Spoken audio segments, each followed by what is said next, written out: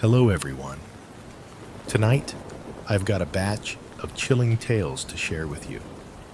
But before we dive in, please take a moment to like this video and subscribe to the channel. Your support helps me keep creating even better content. Now, sit back, relax, and join me as we embark on this eerie journey together. I remember the night like a living nightmare, every detail burned into my mind with cruel clarity. It was a crisp autumn evening, and I was walking home from my late shift at the diner. The streetlights flickered above empty sidewalks, the world drained of color under a bruised sky. My footsteps echoed in the silence as I clutched my jacket tighter, wishing I'd taken a different route. About halfway home, I noticed him. He was standing on the corner where two deserted streets met, dressed in a dark overcoat and a wide-brimmed hat that cast his face in shadow. At first, I thought he was just another late-night wanderer until he turned and smiled at me. It was the kind of smile that don't reach the eyes, a slow stretch of lips that whispered malice. He paused in the lamplight, tilting his head as if he were inspecting me like I was some curious specimen. My heart skipped. I forced a polite nod, hoping he'd let me pass without incident. But instead of stepping aside, he mirrored my pace, keeping exactly the same distance behind me. Click, clack, each of my heels answered his on the damp pavement. I must have broken into a jog because when I glanced over my shoulder, he jogged too, that graceless smile fixed on his face. Panic surged through me. I cut into a narrow side street, past old brick buildings and rusted fire escapes. I couldn't shake the sound of his footsteps, always just a few meters behind. I dared another glance. He was closer now, his face full in view. Pale skin stretched tight over high cheekbones, lips curving in that grotesque grin, eyes glinting with something feral. I broke into a sprint, adrenaline hammering in my chest. My mind screamed for an escape, but the alley I dashed down dead-ended at a chain-link fence. I skidded to a halt, chest heaving. I spun around, ready to scream, but he was already there, pressing his face against the fence, still smiling. "Lost?" he asked, in a voice that sounded hollow, like wind through dry leaves. I remember backing away until I felt the cold metal bars against my back. "Leave me alone," I managed, my voice shaking. His grin widened. He tapped the fence with a long, bony finger. "Just want to talk," he purred. My legs trembled, and for a split second I considered begging him, pleading him, doing anything. Suddenly, headlights swept down the street behind me. A car slowed its engine, humming low. In that moment, I bolted, Slade under the fence, hand scraping on the cold chain link, and ran toward the car's lights. I pounded on the closed window, breath ragged. The driver, a middle-aged woman, rolled it down halfway. "Honey, are you okay?" I glanced back. He stood at the alley's mouth, hat in hand, still smiling, unmoving, as if he were carved from stone. "Please," I gasped. Before I could finish, the woman locked eyes with him. Her face went pale. She hit the gas tires, screeching, and the car lurched forward, my ankles barely clear of the pavement. She pulled me in without another word, slamming the door. In the rearview mirror, I saw him, the smiling man, then looked away, tears streaming down my cheeks. The driver tried to calm me, offered her phone to call the police, but I couldn't speak. She dropped me off at a nearby 24-hour grocery store and waited until officers arrived.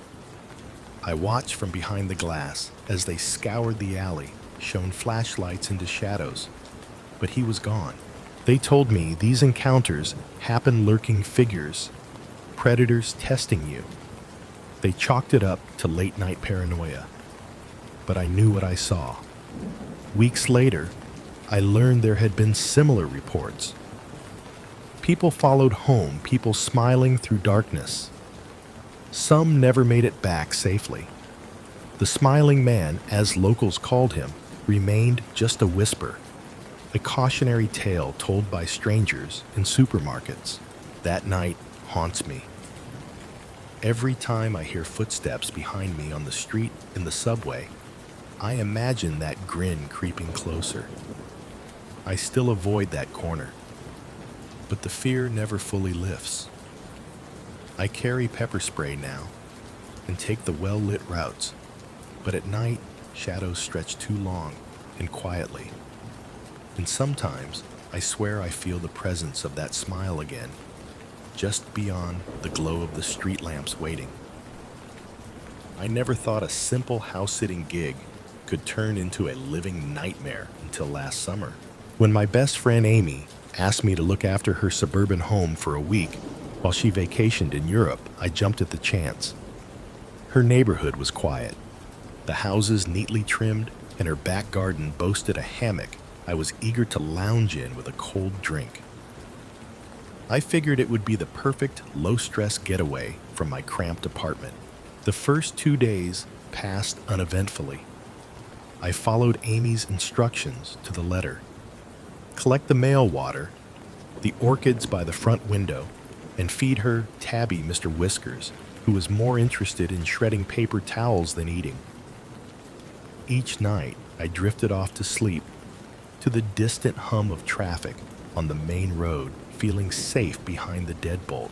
Then came night 3. I woke to the faint sound of static, like a radio hiss seeping through the walls. My cell phone clock read 2:17 a.m. Mr. Whiskers was perched on the headboard. Fur, bristling eyes locked on the doorway.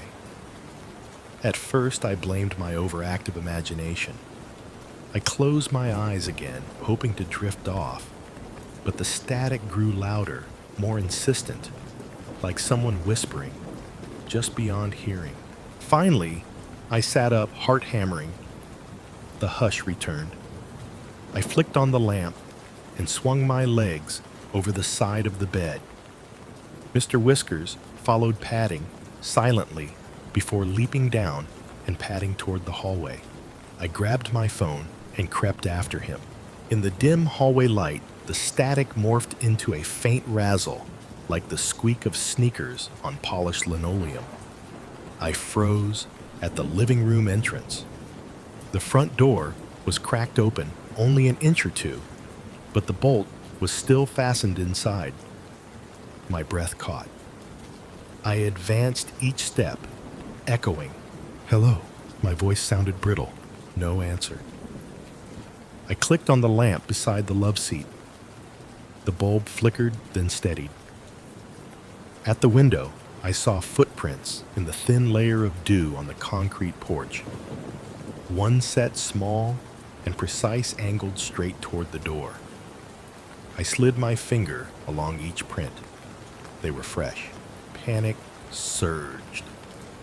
I bolted back to the bedroom, locked the door, and dialed 911 with trembling hands. The operator's calm voice did little to steady me. I could hear my pulse pounding in my ears. I explained my situation, but the dispatcher reminded me that someone breaking in with the deadbolt engaged was unlikely you'd have torn apart the frame. Still, they assured me an officer would patrol the area and to stay on the line until they arrived. Minutes ticked by like hours. The static returned, crackling from the bedroom vent. I yanked open the cover. To the vent, only dust bunnies. But beneath them, scrawled in dark red ink across the flimsy metal grill, were the words, "I see you." My vision blurred. My scream caught in my throat. I slammed the vent cover back on, but the ink had seeped into the seams like blood staining the metal. I crouched against the far wall, phone clutched to my ear. Through the thin door came the distant echo of sirens. Relief washed over me until I realized the sirens were coming from inside the house, frozen. I listened. The siren of a police car circled the block. It wasn't responding to my call. It was just passing by its light bar, winking through the window. But then the siren changed rhythmic surgical, like the alarm on an ambulance pulling up to an emergency room. Except it was coming from directly beneath my bedroom. A mechanical whir started low and growled as if something heavy was descending. The floorboards vibrated. I spat out my location to the dispatcher, but the line crackled and died. The static swallowed the words. Then came the grinding of metal. I leapt to the closet and yanked the door open, tossing clothes aside. I stuffed Mr. Whiskers into my pillowcase. His frantic claws raked at the fabric as I zipped it shut. I swallowed a sob and pressed myself and the cat into the back corner, as far from the door as possible. The grinding stopped. Silence pressed in thick and expectant. I dared a peek at the door. Through the keyhole, I saw a narrow shaft of red light sweep across the carpet in slow arcs. A voice hissed through the door's wood grain. "Why are you hiding?" I pressed my ear to the door, but the words dissolved into static. My chest tightened as a heavy thud rattled the other side like a mallet pounding the wood. Then another. The handle rattled. I grabbed a metal hanger from the closet and clenched it like a dagger. I whispered, "Please go away." The rattling stopped. The ominous red beam moved away. I didn't breathe again until footfalls receded down the hallway. When the sun rose, I found an empty toolbox at the end of the hallway and footprints leading out the side gate. I called Amy, voice ragged. The police arrived, dusted the vents, found the red ink dried into the metal, and tracked the footprints into the trees behind the fence. But no suspect emerged. Amy returned the next day. I moved out of her house on the spot. Even now, when I'm home alone, I check every vent, every window, every bolt. I sleep with all my chargers unplugged, no static, to remind me of that night. Mr. Whiskers never recovered. He won't go near vents, and he glares at every door. I can't explain why someone targeted me or why they wrote, "I see you." Maybe it was random. Maybe I was just in the wrong house at the wrong time. But no matter where I go, no matter how secure the locks, I always imagine that red beam sweeping through the keyhole, searching, waiting. Because in the silence, I still hear the static calling my name. The day I moved into the old rental house on Maple Lane, I thought the rumors were just small-town gossip. The previous tenant had vanished without a trace. They said just up and disappeared. No note, no sign of struggle. The realtor shrugged it off as odd, but not unheard of. I was desperate for affordable rent and figured an old house was a fair trade for the mystery. The first week was normal enough. I painted the peeling walls, hauled furniture up the narrow stairs, and unpacked boxes late into the night. The floors creaked sometimes, and the wind rattled the sash windows, but I told myself it was just an aging house, settling into summer. On night 8, I woke choking on a jolt of terror. My bedroom doorway, 50 feet down the hall, was lit by a dull orange glow. My heart pounded in the silence.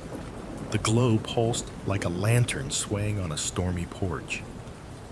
Nothing in my bedside lamp was on. I sat up, blanket bunching in my fists, and stared into the darkness. A voice barely above a whisper drifted from the hallway. "Come play?" It was childlike sing-song. My blood froze. I flicked the light switch by the bed. Nothing happened. The orange glow vanished, and the house plunged back into inky black. I leapt from the bed and powered down the hallway with trembling feet, every step echoing. At the foot of the stairs, I saw it, a small lantern, its wick burning low, placed on the second stair tread as though someone had set it there carefully. I knew it hadn't been there when I went to bed. My nightly routine was dim hall light off bedroom door closed. The lantern's flicker stretched long shadows on the walls, shapes that writhed like living things. My breath caught when I realized the shadows on the opposite wall formed the outline of a tiny hand pressing flat against the plaster. I swallowed a scream. "Come play." The voice coaxed again, this time from behind me. My pulse thundered as I spun around. No one stood on the stairs, yet the voice kept whispering low but insistent, "Come play, come play, come play." I bolted back to my bedroom, slammed and locked the door, and slid down the wall in a heap. My phone trembled in my hand as I dialed a friend's number. No answer. My roommate was out of town. I'd have to ride this out alone.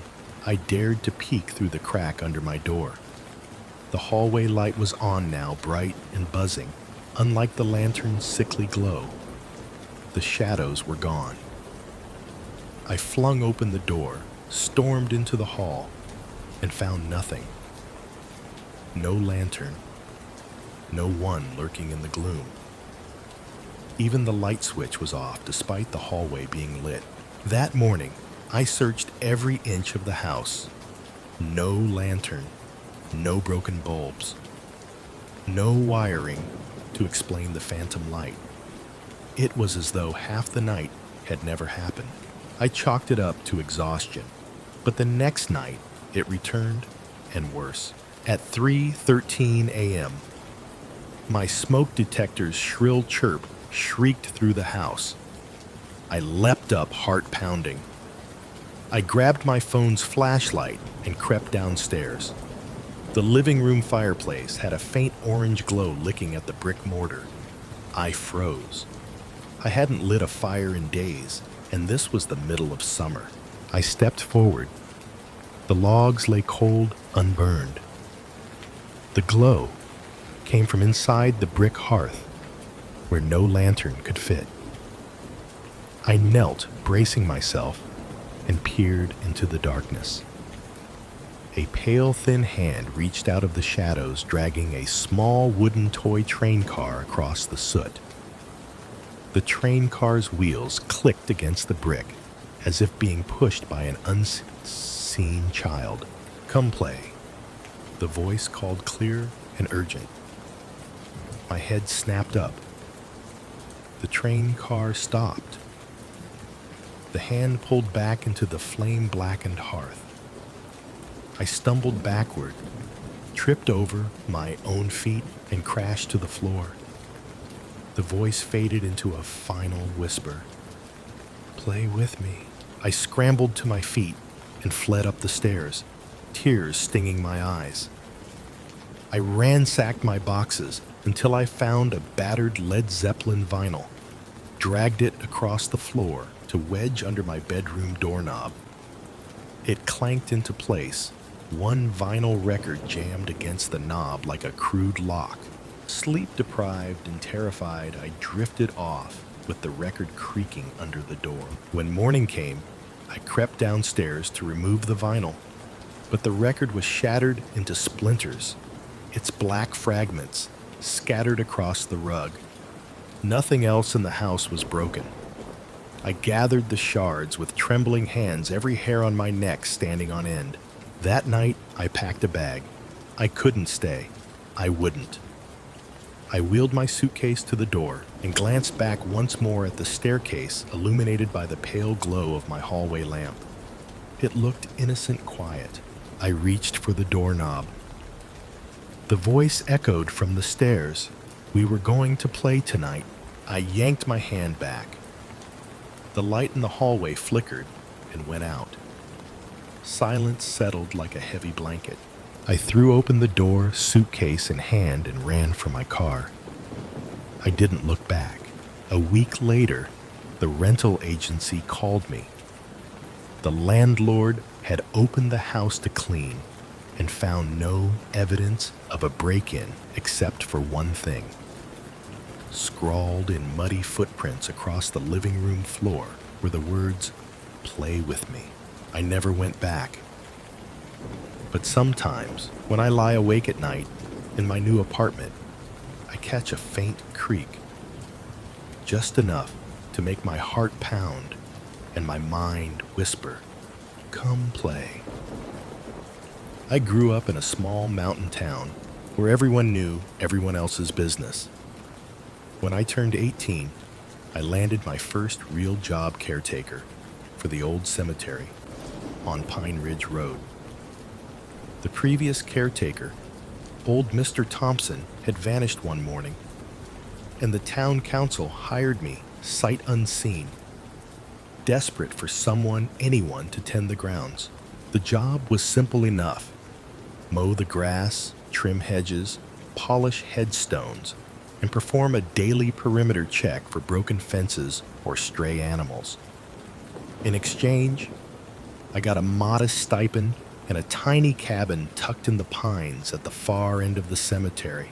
It felt like paradise when I moved in that August, crickets chirping in the dusk mist drifting between the stones, in a silence so deep it felt sacred. On my third night, I was finishing up in the Chapel of Remembrance, dusting pews by lantern light, when I noticed a leather-bound ledger on the caretaker's desk. The pages listed every burial since the cemetery's founding in 1887. But in the margin beside one name, Emily Carrington, 1923, was a note in spidery ink. She never left. My breath caught. I remembered the urban legend of Emily Carrington, the young woman who drowned in the nearby river and been buried unwittingly on consecrated ground. Her funeral had been hurried. Rumor had it her body was never actually recovered. I closed the ledger, chalked it up to someone's idea of a joke, and locked the chapel back up. The next day, I asked the mayor about Emily. His gaze turned cold. "We stopped mentioning her," he said. "Some stories are better left buried." When I pressed for details, he merely waved me off. That night, I dreamt of a pale girl in a tattered white dress standing at the water's edge, her eyes, hollow mouth, moving soundlessly. I woke to my lantern guttering, the sound of running water echoing through the cabin's thin walls. I shook it off as remnants of the dream until I saw muddy footprints on the front porch leading toward the cemetery gates. Grip tightening on my shovel, I crept outside into the starless darkness. The air was thick and cold dew settling on my boots. I followed the footprints through the headstones until they stopped at Emily Carrington's grave, a modest granite marker half sunken in the earth. The ground around it was freshly disturbed, like something had clawed to the surface. A cool, mournful hum drifted from the river beyond the tree line. I could feel it more than hear it, a vibrating sadness that crawled under my skin. The hairs on my neck prickled. I gripped the shovel but didn't dare dig. Instead, I backed away until I stumbled over a fallen branch and fell prone. My lantern tipped, sending dancing shadows across the stones. I scrambled to my feet and raced back to the cabin, the hum rising into discordant notes, an otherworldly lullaby that reverberated against the tombstones. When I slammed the door, the hum cut off instantly, leaving nothing but my ragged breathing. Sleep came in fitful spurts. At 3:06 a.m., I jolted awake to a soft tapping at the window. My heart thundered as I stared through the glass. A small, pale hand pressed against the pane, two cracks radiating outward from where the fingernails scraped. I didn't scream. I couldn't. I watched frozen as the hand slid down and was replaced by a ghostly face, the girl from my dream. Her empty eyes locked on mine, and her mouth stretched into a sorrowful smile. Then she spoke, her voice a whisper, like the wind through dead leaves. "Help me." I bolted for the door, yanking it open, just in time to see her slip past the threshold, floating rather than walking, her wet hair trailing behind as if she'd come from the river itself.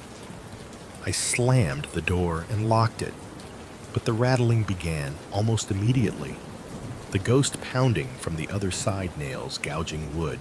I grabbed my keys and ran heedless of the rain that suddenly pelted down, soaking me to the bone. I sprinted across the headstones, the soft earth turning slick, and didn't stop until the riverbank lay between me and the cabin. There I collapsed, staring at the dark water rushing by. The hum returned, and through the trees, I saw her standing in the shallow current, face tilted up, arms outstretched like she was calling me in. "Help me," she repeated, voice echoing on the wind. I screamed and ran back toward town, not daring to look back. By the time I reached the police station, the storm had died and the rain stopped as suddenly as it began. The officers walked me back to the cemetery at dawn. The cabin was empty, the door wide open, as if no one had ever lived there. Emily's grave was undisturbed. No claw marks, no footprints. They found my shovel snapped in half beside the river. No sign of the girl, no explanation. I quit the next day. When I cleared out the cabin, I found the ledger thrown on the floor, its pages wet and smeared. Beside Emily's name, scrawled in my own shaky handwriting, I saw two words: "I'm home." To this day, I avoid bodies of water. But every time it rains on a quiet night, I swear I hear that hum beckoning from somewhere beyond the grave, calling me back to help a restless soul finally find peace. I grew up fascinated by the old asylum on Hollow Hill Road. Abandoned since the 1970s, it stood like a wounded beast, broken windows, peeling paint, and rusted gates that groaned in the wind. As a teenager, I dared my friends to sneak inside, but no one ever went beyond the crumbling lobby. When I turned 22, emboldened by college lectures on Gothic architecture and a foolish desire to prove my bravery, I resolved to explore its depths alone. Armed with a flashlight and my cell phone set to record, I slipped through a hole in the perimeter fence just after dusk. The air smelled of mildew and rot. The grand entrance hall yawned before me, a vaulted ceiling strewn with cobwebs, a marble staircase slick with mold and shadows that clung to every corner. My flashlight beam trembled as I lifted it, revealing a tarnished bronze plaque, Ravenswood State Asylum Est, 1889. I whispered to myself, "Let's see what secrets you hold." I followed a narrow hallway, past locked patient rooms and empty treatment chambers. Faded nameplates hung crookedly on the doors. Bertram H., 1932. Mabel S., 1948. Philip C., 1955. I'd heard that in the 1940s doctors performed experimental surgeries, here lobotomies, and electroshock without anesthesia. Some said the souls of the tortured still roamed the halls waiting for an apology they'd never receive. About 30 minutes in, I reached the abandoned cafeteria. Long tables with rusted trays lay scattered, and the floor was littered with rat droppings and shards of glass. I raised my flashlight to the ceiling vent's gnarled pipes that once carried steam heat. A sudden drop in temperature made my breath fog. I clicked on my phone camera to record the freezing air, but the screen blinked and died. My heart thudded. I patted my pockets, no phone. I cursed under my breath. Then I heard it, the unmistakable echo of footsteps, slow, deliberate, coming down the corridor behind me. My blood turned to ice. I spun around, flashlight slicing through the gloom. Nothing. The footsteps stopped. I swallowed, licked dry lips, and whispered, "Hello." My voice cracked. Silence answered. I clicked the flashlight off and then back on, hoping to reset the phone. But when the beam lit the far end of the room, I saw a figure standing in the doorway. A man in a tattered doctor's coat, his face hidden in shadow. He held a heavy leather-bound book, its cover cracked and stained. I froze. He took one step forward. The floorboards groaned. In his hand, pages of the book rustled as if turned by invisible fingers. A dry, raspy voice hissed, "Are you the one they sent?" I realized I hadn't heard the dog tags. The distant hum of old machinery. Nothing but those footsteps. I know, I just wanted to look around. The figure closed the book with a snap that echoed like a gunshot.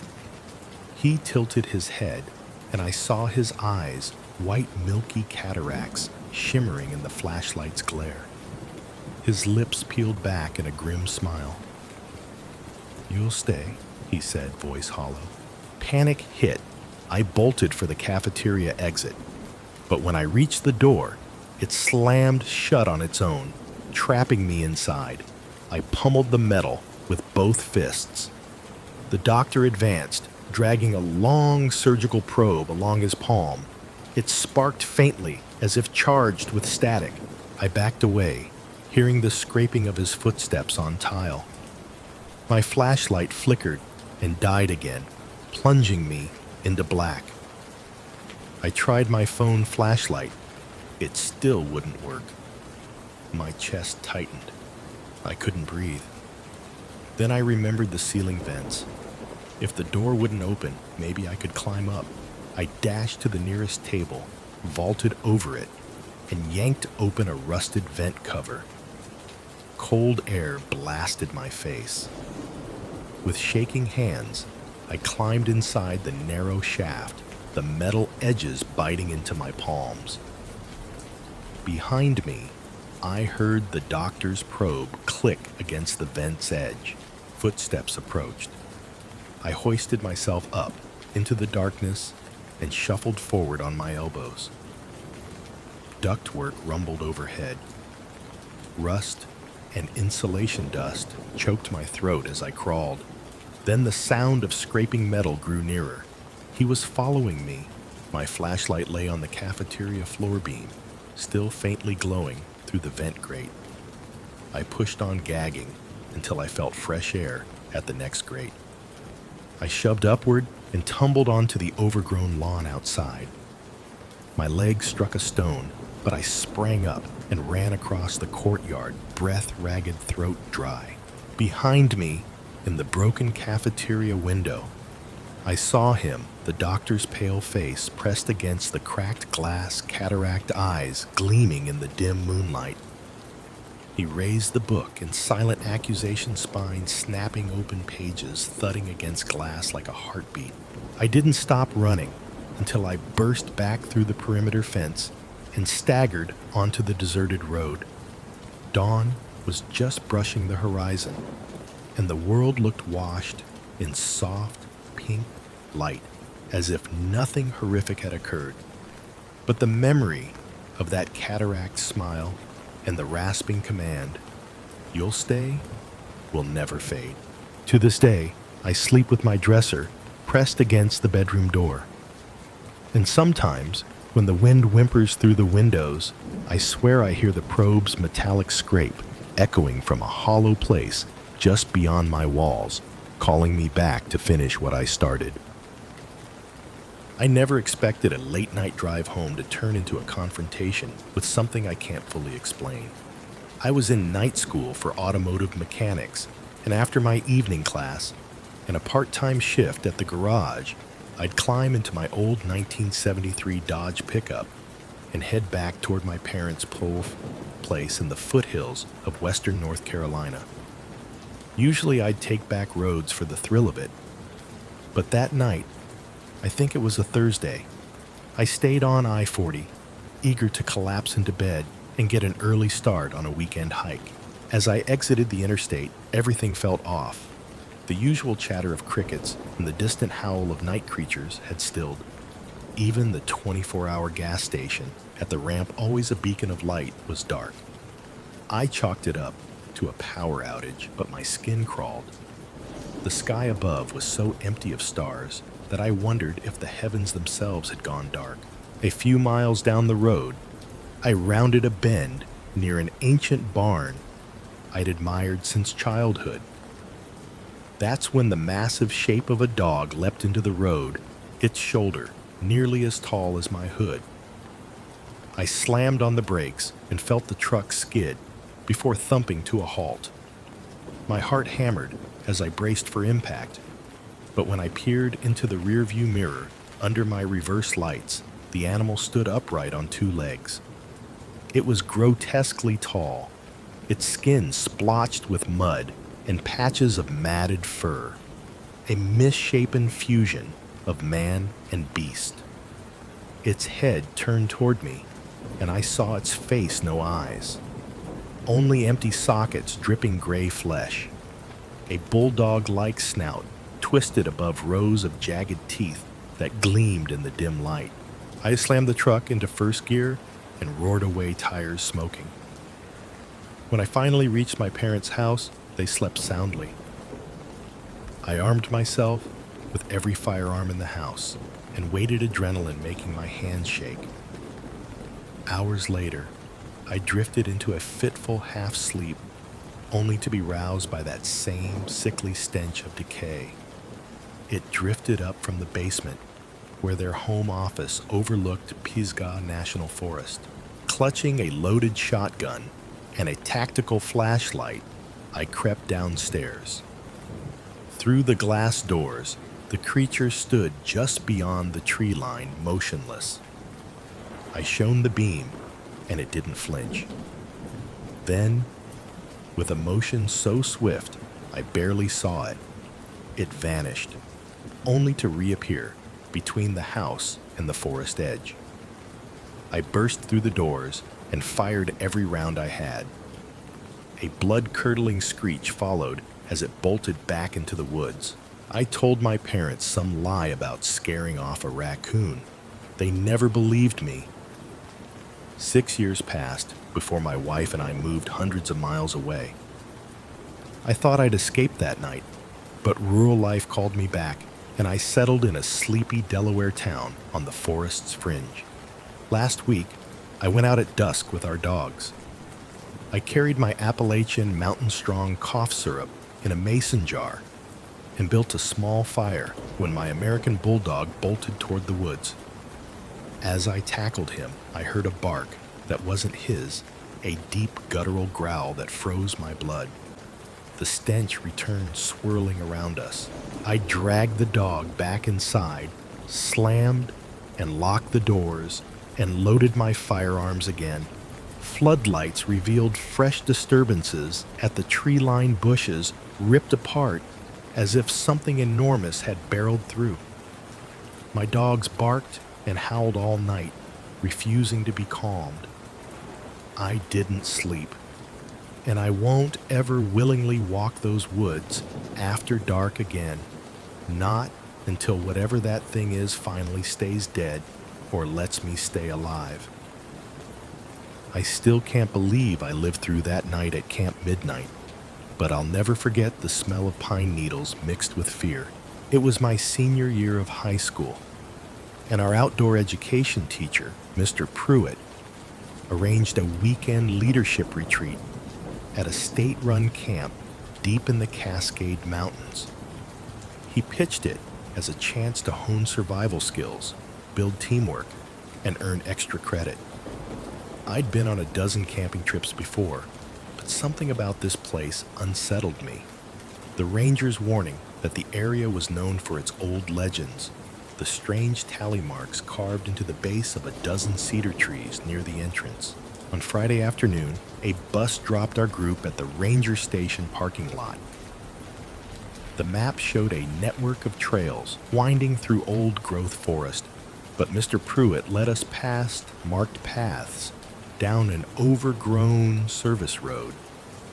The air grew heavy and still, and the forest canopy swallowed the sun. At the camp clearing, we found 2 rustic cabins, a mess hall, and a network of fire pits smudged black by old flames. That evening, after dinner and a round of trust exercises, we split into small groups for night navigation. My team on me, Sandra Lewis, and Newt was supposed to find a flag marked on the map and return within 90 minutes. We strapped on headlamps and set out. At first, everything was routine. We followed the stream, uphill crossed a fallen log bridge, and mapped our bearings by the constellations. Then, roughly 40 minutes in, Lewis stopped dead still. I nearly ran into him. He whispered, "Do you hear that?" I held my breath. Only the soft gurgle of the stream and the rustle of wind-blown branches. Sandra scoffed. "It's the wind." But I heard it too. Then a low, uneven thumping, like someone beating on hollow wood. Slowly, the sound took rhythm thump, thump, thump, thump, as if someone were running, stopping every few paces. We exchanged glances. Newt swallowed. Maybe it's a bear. Lewis shone his headlamp toward the dense trees. The beam caught something moving, a bony forearm, sinewy and pale, slipping between trunks. The thumping stopped instantly. My heart hammered. "That's not a bear," I whispered. Sandra rolled her eyes. "Quit playing around." But her voice wavered. I edged forward, wanting a better look. As the light swept the forest floor, I saw scattered footprints, elongated prints, toes, splayed, pressed into the soft dirt deeper than any humans. The prints led parallel to our trail, always just beyond torchlight's reach, then vanished. A sudden snap overhead made us flinch. We looked up to see a tree branch drip sap, but behind it, perched 20 feet up, was a figure. Thick, matted hair coated its body. Its joints were knotted and malformed. It stared at us with wide amber eyes that glowed in the lamplight. Its mouth opened in a horrific grin, revealing 2 rows of jagged, discolored teeth. Then, it slipped backward into the pitch-black canopy. "Run," Sandra hissed, and we bolted. Branches lashed our faces, roots tripped our feet, and the thumping resumed behind us, faster now. Thump, thump, thump, thump, like footsteps closing in. We tore through the forest, blinded by our headlamps. At one point, I glanced over my shoulder. The creature bounded 15 feet behind us, arms swinging, legs bent at impossible angles. It moved like a twisted fusion of man and deer. We burst out of the trees into a clearing and skidded to a halt before the old mess hall. My chest heaved. The creature emerged into the dim exterior lamp glow at the far edge, its form stretching taller than any human. It cocked its head, sniffed the air, and let out a long, guttural laugh that echoed off the buildings. Something in its stance made me realize it was calling out, inviting us. I yanked at Sandra's arm. Back into the trees, go! We sprinted back into the forest, toward our starting point. The moon had slipped behind clouds, and our headlamps were our only guides. The thumping faded, and then returned in a cacophony of voices, rhythmic drumming like dozens of creatures, mimicking its gait. We ran until our legs nearly gave out, until finally we burst onto the service road where our bus was parked. The lights of the bus were flicking on and off, as if hoping to guide us. Before we could reach it, the creature emerged onto the road, blocking our path. It stood upright, limbs crooked like snapped branches, head cocked curiously. The laughter rolled across the clearing, booming loud enough that my ears rang. Then it stepped aside, melting back into the woods. We didn't stop to question our luck. We sprinted to the bus, panting, eyes wide. Every other student was safe on board, chattering about how they'd easily found their flag. Mr. Pruitt stood at the bus door, concern etched across his face. "You all right?" he asked. We nodded, swallowing tears and tears. "Too rare." The other groups looked shocked when we described what we'd seen. Some blanched white, others scoffed. That night, the bus driver told us that Camp Midnight had been closed for decades after a series of disappearances in the 1970s. Hikers never returned. Ranchers reported seeing a forest watcher with glowing eyes who followed them home. The ranger station sign had been dismantled, but the ranger's family still lived down the road and warned anyone curious to stay away. I've never set foot in the woods at night since, but sometimes when I'm driving home from work and the road stretches empty under cottonwood trees, I hear that distant thump-thump. Oh, Isa. Thump, thump, thump. And for an instant, I'm back in that clearing, staring into amber eyes, waiting for the darkness to close in. That summer, I took a job as a night attendant at Brookside Manor, an aging retirement home set on rolling grounds just outside of town. The pay was decent, and the night shift gave me time to write my novel in peace between rounds, that is. My routine was simple. At 9 p.m., the day staff left, and I locked the front doors, checked the corridors, and made my way to the little office off the main lounge. There, I sat at a battered desk, stocked up on instant coffee and cans of tuna for midnight snacks, and read or wrote until my 3 a.m. rounds. Then I'd punch out at 6 a.m. and head home. On my third night, around 2:15 a.m., I finished a chapter and rose to stretch. In the dim hallway light, I noticed something odd. Mrs. Klein, a resident with late-stage dementia, was out of bed. I found her in the sitting room, gazing at a framed photograph on the wall, a black and white portrait of the manor as it looked in the 1940s. She trembled softly, eyes glassy. "They're watching," she whispered. "They're waiting in the windows." I gently guided her back to her room and tucked her in, chalking her words up to confusion. An hour later, on my 3 a.m. check, I passed the sitting room again. The lights were off, but through the glass door, I saw movement. Shadowy figures standing in the old windows of the portrait, as if stepping out of the photograph. My skin crawled.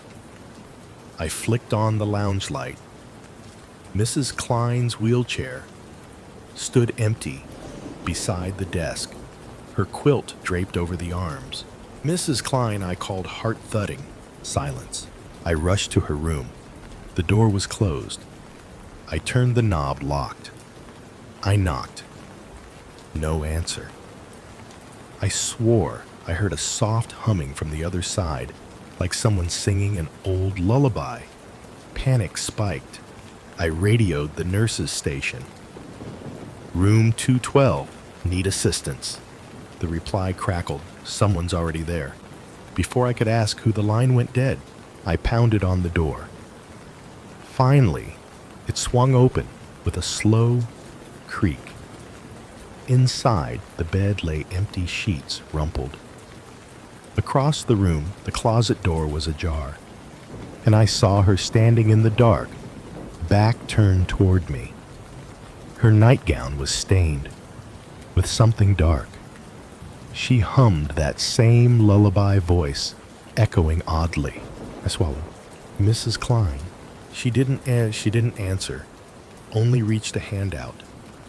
I stepped forward, but as soon as I crossed the threshold, the humming cut off. The lights flickered and died, plunging me into black. My heart froze as I felt the air grow ice cold. Then, from the far corner of the room, a whisper. "Come closer." Every instinct screamed to run, but my legs felt like lead. I called her name again, voice shaking. Silence. Then the closet door slammed shut behind her. I lunged for the light switch. The bulb burst with a crack, leaving me in near darkness, except for the faint green glow of the exit signs down the hall. I ran from the room, yanking out my phone to use its flashlight. I found Mrs. Klein in the sitting room, framed in the portrait's window. Only now, she was no longer in the photo. Only the empty silhouetted windows stared out at me. The real Mrs. Klein sat in her wheelchair by the coffee table, dead-eyed. I spun and saw her reflection in the window. Beyond the portrait, two figures behind me, their faces pale and indistinct. I wheeled Mrs. Klein back to her room and used the master key to lock her in. I called the nurses again. This time, the line stayed open. "Send someone fast," I said, voice hollow. 15 minutes later, 2 nurses and a security guard arrived. They found Mrs. Klein safe but crying, insisting they were still in the windows. We swept the corridors, no intruders, no signs of forced entry. The portrait loomed in the sitting room, its windows black holes. That morning I handed in my resignation. The director frowned but didn't argue. I never went back. Months later, I learned that during renovations in the 1970s, the original West Wing had burned down in a midnight fire. All the residents inside perished, dozens of them. The only photo that survived was that framed portrait. Sometimes, on nights I can't sleep, I swear I hear humming soft, mournful. And I see in every window, I pass 2 empty silhouettes staring out, waiting to find their way home. That night, I learned the hard way not to answer an ad offering free rent, even in a crisis. It was late November, and I'd been priced out of my apartment after an unexpected layoff. Desperate, I scoured Craigslist for anything under $400 a month. That's how I found the listing, spare room, in quiet household rent-free, just help with cooking and errands. The address was in a neat subdivision on the edge of town. Too good to be true, I thought. But at that point, I'd take anything. I knocked on the front door at 6 p.m. It swung open before I could ring. Inside was an elderly woman, gray hair, in a tight bun, wearing a faded housecoat. She smiled without warmth. "Come in, dear. Dinner will be ready soon." The living room was immaculately tidy down to the single rose in a silver vase on the end table. I followed her to the kitchen, where a pot of stew bubbled on the stove. "I'll show you to your room," she said. Upstairs, she led me down a narrow hallway to a door marked private. The room beyond was small, just a bed, a dresser, and a single window overlooking the backyard. No closet, no lock on the door. "This will do," I said, forcing a smile. She nodded, closed the door, and slipped back downstairs without another word. Dinner was silent. She ladled stew into bowls and set mine on the table, then watched me eat with those cold, calculating eyes. I tried to make polite conversation. "So do you need help with groceries or laundry?" She shook her head. "Just the cooking. And tonight, I'd like you to stay at the table until I return." My spoon hovered over the stew. "Where are you going?" I asked. She stood and patted my hand. "Just out for a bit. Don't worry." Then she left, door clicking behind her. I waited. 5 minutes passed. 10. My unease grew. I finished my stew and stood up only to feel a soft click under my chair. The floorboards shifted. I froze. The dining room door strengthened its frame with a sharp thunk that sounded like a lock sliding into place. I ran to the door and pulled, but it wouldn't budge. Panic crept in. I banged on the door, shouting, but no answer. The house was silent except for the faint hum of the stove, still warm in the next room. I retreated to the middle of the dining room, heart pounding. At midnight, I heard footsteps on the stairs, slow, deliberate. A high-pitched whistle, like someone testing the air.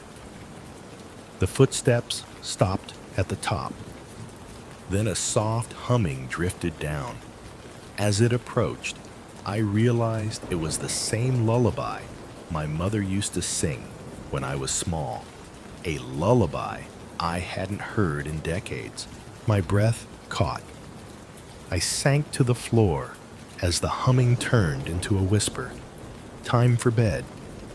At the whisper, the lights flickered and went out, leaving me in near darkness, lit only by the glowing stove clock, 0003. I sat huddled until around 2 a.m. when I heard the front door open and close. The house fell completely silent. I stood, pressed my ear to the wall.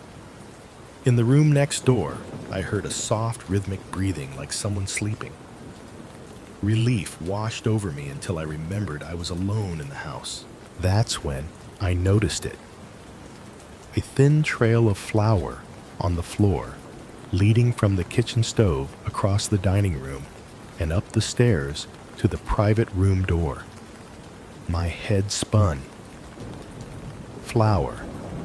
Why flour? Gathering courage, I followed the trail at a crouch.